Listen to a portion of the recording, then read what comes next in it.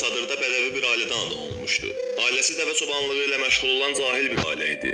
Ancaq Qəddafi gələcəyinin parlaq olduğunu hələ uşaq yaşlarından hiss elətdirirdi. Uşaqlığında aldığı din təhsillərindən sonra ailəsi ona dəstək olmağa davam elədi. Uşağının oxumaq üçün dayanmadan çalışan ata Qəddafinin daha yaxşı təhsil almaq üçün onu şəhərə göndərdi. Maddi çatışmamazlıqla yanaşı bədəvi olduğuna görə də məktəbdə sevilmirdi. Bütün bunların olduğu vaxtlarda Liviya müstəqilliyini elan elədi. Ölkə artıq monarxiya ilə idarə olunurdu. Yeni lider 1-ci İdris oldu. İdris tək adamlıq idarə etmə üsulunu seçdi. Qəddafi isə sonraki illərdə hərbi məktəbdə oxumağa başladı. Artıq ərəb dünyası və siyasətlə çox yaxından maraqlanırdı. Qəddafi o dövrlərdə bütün ərəblərin lideri kimi tanınan Camal Əbdülnasiri özünə kumir kimi seçmişdi. Bu adam Misirdəki kral rejiminə çevriliş edib köklü dəyişikliklər etmişdi. Qəddafi onun yolu ilə inqilabçı fikirlərə daha da yaxınlaşırdı. Oxuduğu hərbi məktəbdə monarxiyaya qarşı broşura paylayaraq ilk əməllərinə başladı. Bundan əlavə dostları ilə birgə içki satılan bir oteli daşladılar. Bu və bunun kimi hərəkətlərinə görə yaşadığı Sabha şəhərindən qovulub Misrataya köçdü. Əskər təliminə davam edən Qəddafinin narazı olduğu başqa bir şey də var idi. O vaxtlarda Liviya əskərlərini İngiltərə əskərləri təlim edirdi. Buna narazılıq edən Qəddafi İngilis zabitlərlə qəti şəkildə yola getmirdi.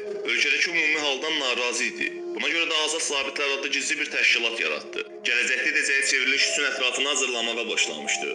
1965-ci ildə hərbi məktəbdən məzun olub zabit oldu. Çox yox, bir il keçməmişdi ki, Qəddafi yeni bir macəraya başladı. Bir zabit kimi daha da inkişaf etmək üçün İngiltərəyə göndərildi. Burada müxtəlif təlimlər aldıqdan sonra Liviyaya geri qayıtdı.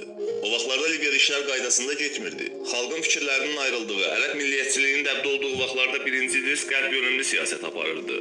O artıq xalqın istəmədiyi birinə çevrilmişdi. Elə bu səbəbdən hakimiyyət əleyhinə aksiyalar başladı.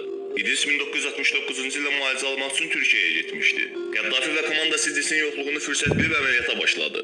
Kazarmalar və dövlət binaları inqilabçılar tərəfindən ələ keçirildi. Qəddafiyə heç bir müdafiə tədbiri ilə rastlaşmadan asanlıqla hakimiyyəti ələ keçirmişdi. Liviyada monarxiya sonlandırılıb Liviya Ərəb Cümhuriyyəti quruldu.